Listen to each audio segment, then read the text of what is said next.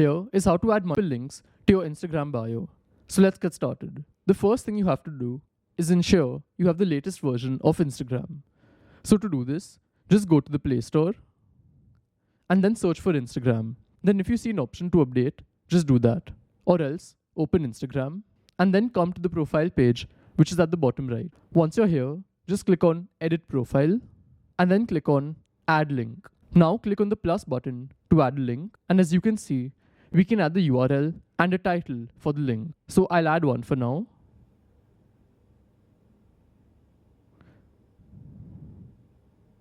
And to add this, just click on the tick, which is on the top right.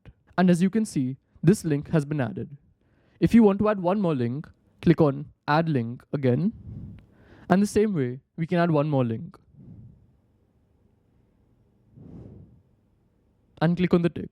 And as you can see, both links have been added. And one more thing you can do is reorder these links if you want to. To do this, just click on the three dots on the top right and then click on Reorder Links. And now to reorder them, you can just long click on one and drag it below or on top if you want to. So this is how it works, and you can see the change in our profile.